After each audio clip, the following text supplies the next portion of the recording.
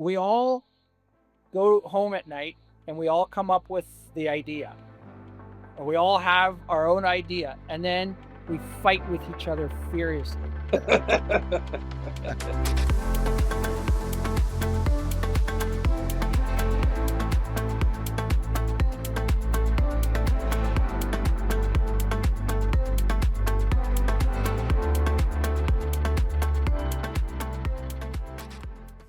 Hello. Oh, hello. Hello, my friends. How are you?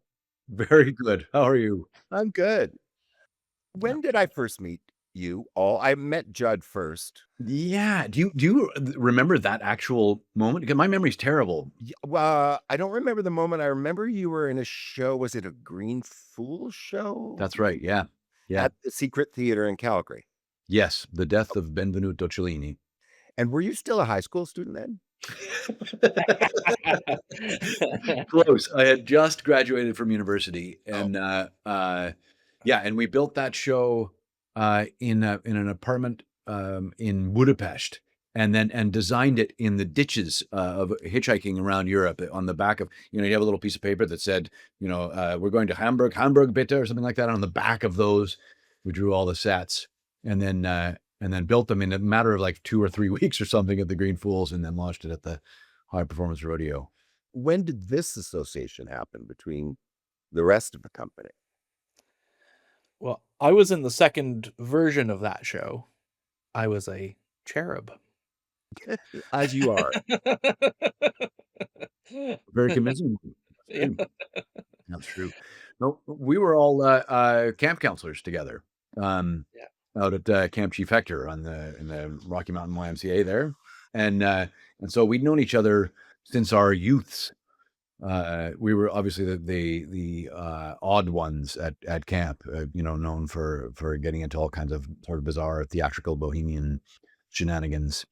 So quite wild, though, don't you think, that at a certain point in time, 3 puppet companies were emerging in Calgary, of all places? There was me, and there was you, and then there was the Green Fools. And for the first beginnings, I remember we were all kind of in the same neighborhood in Ramsey for a while. What were the chances of that? I mean, I don't want to blow a whole chimney full of smoke, but I will. Like, it was you, Ronnie. It was you were the first puppet show for adults that I ever saw. I remember seeing it and not being so young. I must have been a teenager, being so young that I didn't understand that it was an odd thing to be doing. Good.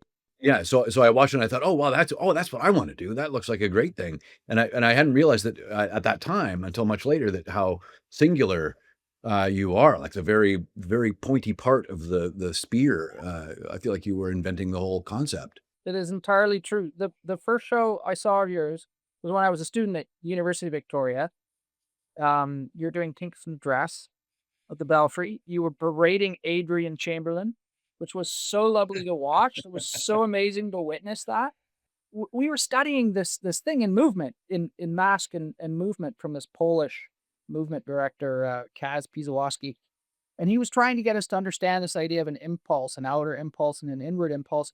And we were all grappling with it physically. But when I saw your show, I saw you as the puppeteer doing it and seeing it translated to the puppet. And the action of the puppet made total sense. And everything that he was telling us in class suddenly was a light bulb moment, I have to say.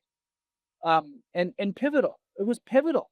I'll never forget it. Yeah. Tinka's new dress was also the first one that I saw of yours. And I just remember being mesmerized by the connection between the passion of you playing these puppets and the puppet themselves, and how that parallax, it really clicked for me for the first time. Thank you for telling me that. That's humbling, and that's beautiful that your work, in a way, emerged from a little pavement I put on the road. Not to take credit for your work, but it's interesting to have watched you as a company train, through the Banff Center, that period, and stuff you've been doing with the company in your own studio in Calgary. So I love that pay it forward kind of continuation. and mutation if you want, because no practitioner does it the same way, right? A few years ago after the pandemic or during the pandemic, and I was thinking of me work and I thought, damn, now I have to reinvent myself again. And I was cranky about that until I realized that's actually the point of art, is the constant reinvention. So I got over my crankiness. But I can't say to a young puppeteer, well, 45 years ago, this was available and the circuit was this. And it doesn't exist that way anymore. So, are you finding that as well? That we have to learn from them in a way as well? I think that puppeteers are all kin. We knew each other in some past life or something. There's something, there's some mechanism that calls somebody to the puppet Mm. that is similar amongst almost all puppeteers. No, all puppeteers, I would say. And I think that one of the things that's remarkable, and to somebody who says or asks that question, how can I have your career? Really, there's a sense of community within Mm. puppet arts, do you know? Yeah. And I think it's investing in that idea of community that will help continue that journey. They've been around forever, so it will ebb and flow, and it will, you know, it will re-expand itself. But it's through the virtue of the community and getting together and exchanging ideas and supporting each other's work and in that way, you know. Yeah, and I think if you extrapolate from that idea, Pete, like really at the heart of it, we're all kin, and it's that moment when people maybe they're not even involved with puppets at all, but they have that moment where they're watching a puppet show and they become the puppeteer, like they are the one finishing what we're doing. They're the ones that are making those finishing those emotions that we're kind of hinting towards. I've always said the audience is the breath, right? I jiggle Yeah. things around and I do the talking, but I need that fourth wall doesn't exist for me. I need them breathing in the dark to give these vessels life and breath in the theater. And I know that sounds really woo-woo, but it's for me, it's actually just a true technical thing that happens in live theater when it works. Okay, here's a question because I'm a solo guy, right? I think of it, I design it, I build a lot of it, and then I'm out on the road with it. So in your evolution as a company, as co-creators, what's that process? Like, who has the idea, or is that just kind of a whoever has the idea and then you agree to follow that through? We all go home at night and we all come up with the idea, or we all have our own idea, and then we fight with each other furiously. Good. That's not entirely true, but it's fun to imagine. No, it's not. It's not physical combat. It's emotional.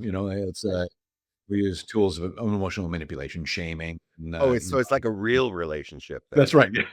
It's certainly not the most streamlined and efficient way, but in a way, it's through that kind of play and discussion that the ideas kind of enter this tumbling machine, and they become their own idea rather than like an entity rather than a person's idea.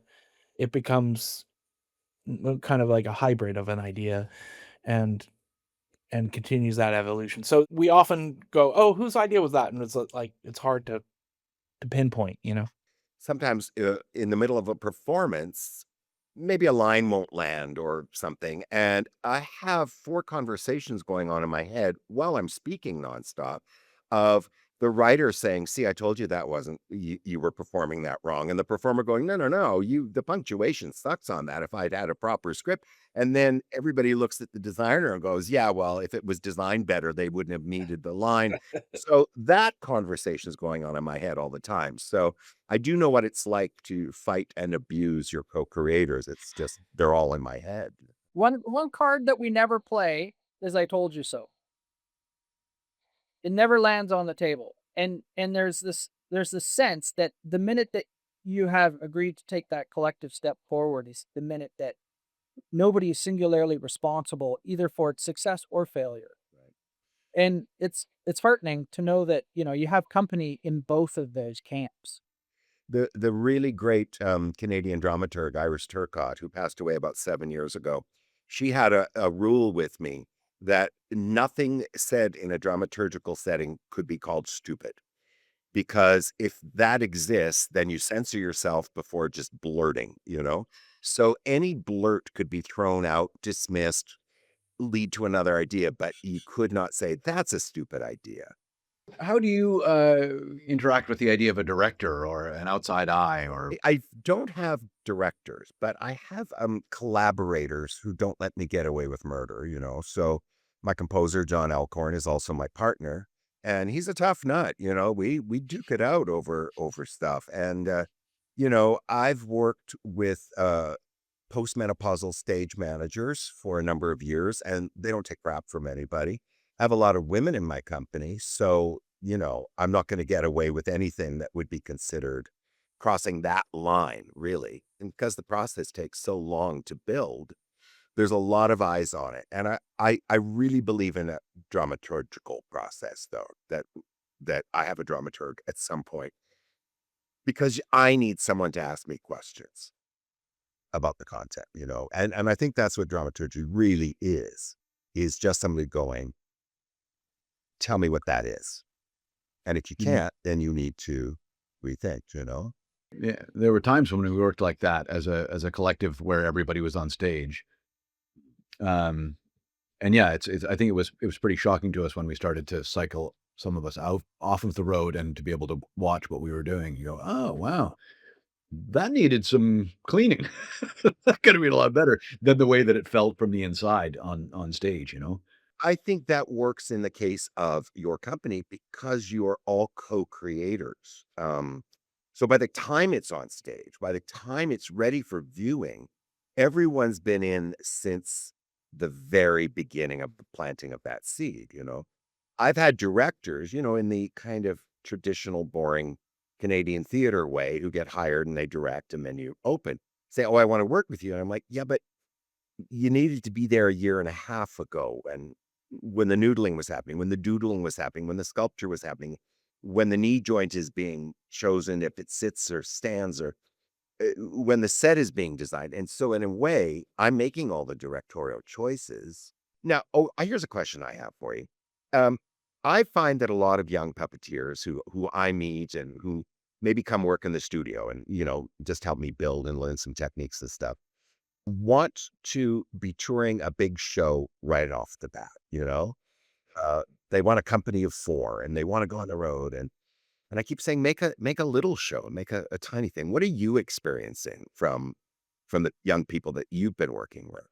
When we did it this with a sort of crazy communist kind of experience where we put all of our money towards having a studio, and we made a pot of stew every day, and we lived in vans outside of the studio, and didn't have other jobs, and got a stipend of $500 a month and lived on that for years. That step of the journey is maybe more difficult to achieve at this stage. Life is far more expensive. What I'm finding is a lot of younger people who want to live in a city and access, life amongst peers and theatrical people and art and all of that.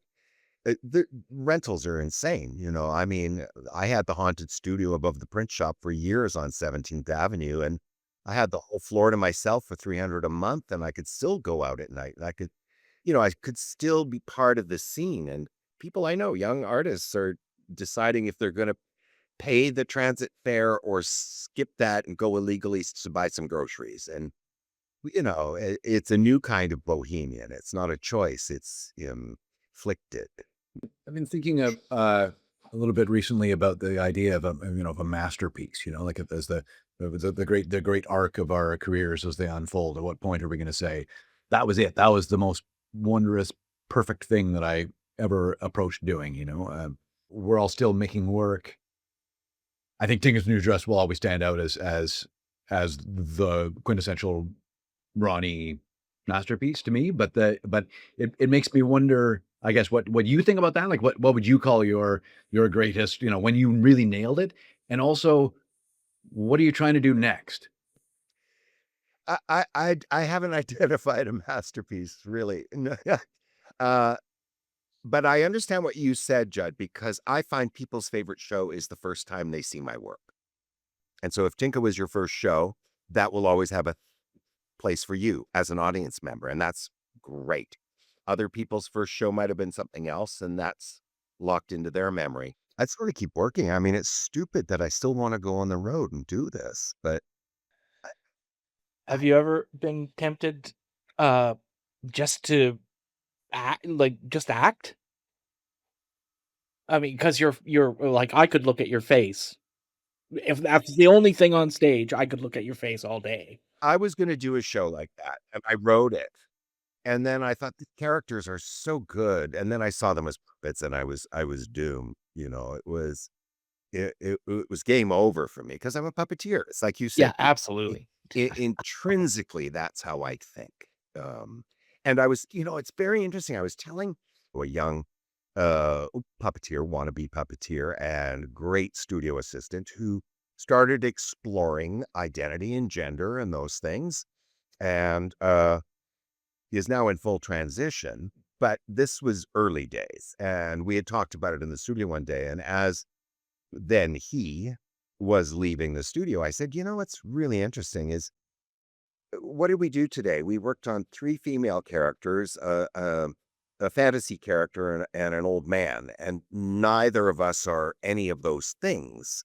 And I said, it just struck me that puppetry is the most non-binary performance medium there is because, I play Edna Rural, I play Schnitzel, I play Esme. So it's been so interesting to realize that might have been a big part of the attraction for me, is that I'm not this. I'm not, I was sat down at theater school and they said, you'll always play 5 years younger or 5 years older, and you'll never be the leading man. So you'll always be the best friend of the leading man. So you should learn how to tap dance better. I'm like, fuck you. It's like, I've already been the big bad wolf, the witch, and the 3 pigs. So, you know, I think, that's what I do see with younger theater artists and puppeteers is the appeal of not being locked into just this, Mhm. that whatever you can see, you can play. That's what I've seen in your work. Your work is so, and I say this in the best way, it's so out of Calgary. It's so European. It's so visual and, in the best way, guttural. It comes from, it comes from that place. And as Canadians, we're not taught to be that in the theater. We're taught to swan around with a fake British accent, really. So here's these bad boys in long johns just going, oh, and it was just the best. It's an odd juxtaposition, the our attempt at being macho and then also being puppeteers. Yeah, Yeah. it's an odd connection. Yeah. What a way to get chicks, eh? Yeah. Yeah. I partially asked the question about just the just acting part because we are working on this show with, it's a very experimental show. It's called The End, and it has puppets, but the puppets are so small that you can't see them. It's it's essentially a flea circus sort of apocalyptic kind of um show. So we are experimenting a little bit with how far can you push the audience belief in these little lives, So Well, there's still another puppet, and that's the sound design. And the descriptive sound design becomes, in some respect, manipulated and an aspect of puppetry. And that's, as you were saying, Ronnie, there's no school. And I mean, there's various training programs that you can go to and you can take master classes and workshops and whatnot. But at the end of the day, in the talkback, when people say, where did you study? How did you learn to become puppeteers? It's simply the school of hard knocks. And how far can you imagine pushing past the literal application of the form in some respect? The hardest lesson I give people is get 1 good pound of plasticine and sculpt a face every day. Maybe take a photo of it and then smash it and sculpt another one and do that for 90 days. Make 90 heads, but don't save them. Don't make them precious. These are doodles, right? And nobody can do it. They get precious, right? You want to remember that this is practice, just like music or sports or anything. Yeah. And that there's this sort of phenomenon that, everything looks its worst when it's 3/4 done, and almost you have to bust through that struggle period. That's when it's really going to feel like, this has been a waste. And, you just haven't had that screw turn, that one little bit that it needs. What has been the biggest challenge for you as individual artists, but also as a company? Ongoings through the whole length of the company. What has been the biggest challenge or the constant challenge? Well, I mean, one thing that I keep thinking about as we're talking here is how focused you have been in so many ways. Like it's the theater of marionettes, and you have a way of doing it and a style, and you pursued that, and which has enabled you to make refinements and refinements and refinements and make it more and more closer to some kind of, idealized Ronnie show. I imagine, like it's hardcore. It's like karate or something. Like you just keep practicing the thing until it becomes perfect. Whereas our whole approach has always been, let's try something new this time.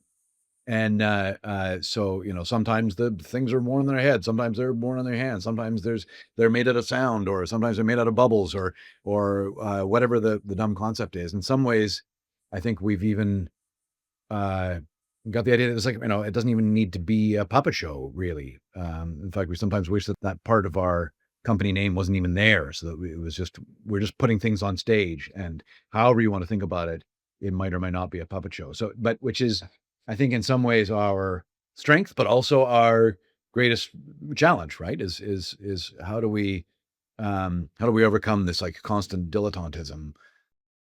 Oh, I think it's that sense of play and experimentation that has endeared you, truly, I mean, because the company name is known now. I know, I know people in Vancouver get so excited when the company's coming to Vancouver, and so the name just says to the audience, you're going to love this, regardless of what it is. So I think that's important, right? That's very Yeah. important. Yeah. We certainly struggle with scale. I would say that's something that is always on our radar, as far as like what next, and where are we trying to do this, and is it important if it can we do it for 30 people, or uh the kind of economically we have to do it for 350, uh at least. And puppets are challenged by scale a little bit, um because big puppets, they're really beautiful to see for a very short period of time, and the small beautiful ones, everybody desires to be close to them. So it's certainly one of our challenges, I think. Something that I find to be a continual challenge is that uh, that armor that I want to hold around my ego, and this sense that I am in the right place, or that you work with that relationship of doubt, and am I doing the right thing? Am I actually um exercising ability, or am I sitting as a tourist in process? And and it it abates, it goes away at moments, and it's helpful to have the cohort to work through those moments, but it lingers, it's always there. And it's interesting because I do see it in younger artists, this sense or this idea that will one day go away. And you just kind of have to say, no, you're going to have to live with this challenge for your entire life. Because the minute you think you've got to figure it out is the minute that you realize possibly you don't. But it's ongoing. But we're connected as a family, as you say. We are a family, and we love each other, and we argue with each other, and we're familial. We can overstep bounds of politeness with each other, and know that we will love each other tomorrow. Um, and that's helpful, you know. But Ronnie, I would be interested to hear your answer to this question. What are your biggest challenges, do you think? Well, anyone who's worked in my studio has heard me say the same thing. And I don't mean to be a mundane with this answer, but there has not been one day in my adult life when I haven't worried about money, even in the good times, even when there's been like a cash prize with an award. I just go, okay, that's going to build this much and that'll keep the company going this long. And how many slots are filled for next season's tour? So because I'm running a theater company, you know, and I don't think anybody looks at me as a theater company, but I do, right? And I do a lot of the administration and stuff. But that I would say that, but that ties into what you just said, Pete, that sometimes I allow myself to put those concerns ahead of the artistic practice that I deserve and I owe myself and I owe the work. So I used to get up in the morning and answer emails first, get them out of the way. I don't work that way anymore. I get up quite early. I get up and think and draw and maybe write. Maybe I just go in the wood shop and make an e-joint. I do my creative work first, and then mid to late afternoon, fine, I'll look at the emails. You know, I switched it because no one else is going to tell me to be a puppeteer. No one's ever said to me, "Oh, you're a puppeteer? That's great. What a good thing for you to do." So I have to make a space around myself that says, yeah, yeah, go sit and play with plasticine for an hour. Do what you tell other people to do, right? So that's the challenge, is to keep myself artistically fed in kind of a vacuum. I'm still as excited about it as I ever was. Um, and, you know, getting older just makes me think, oh, crap, I'll never be able to do all the ideas in my head. It's tricky to retire from what you love, you know, Yeah. the thing that completes a sense of you in some respect. That's one of the beauties of investing in a life of art, I think. Are you actively teaching or workshopping or I think you do workshops regularly, don't you? We started a sister company called the Canadian Academy of Mask and Puppetry, um, to help uh, continue to foster that kind of activity. So it's sort of a bridged, you know, they're both in the same place, and partly to also create a template for other puppet artists to also teach. You get to a point you sort of forget, oh, how beautiful it is to become the student again, and to have somebody else up there guiding the process, and you just going, what, like this is that, what, oh wait, let me, oh my gosh, I'm thinking differently now. Have you ever, as a company, wanted your own performance space? We have a space now that is quite big, and it engages with the community. We're able to share it in ways that we never yet before, but it's uh an additional space to manage the overhead of, and the administrative infrastructure of would be difficult. That would be challenging. Yeah. There are sort of guerrilla performances that happen in this space now, which is great. It's accessible to the community for that kind of activity, and sometimes that's like really refreshing to see that kind of thing happening. But it's the touring that's kind of one of the reasons why you get into it, right? Because it's seems like a really fun life. I have to be thankful to the Siminovitch for bringing us together in this way, because I don't believe we've ever actually had a moment to sit down with you and to sort of express our deepest appreciation and thanks for your work. You know, I like to think of it as a wake that you've made in the water, which which doesn't necessarily mean you're going to go in one direction, but that you're able to move easier through limitless possibility.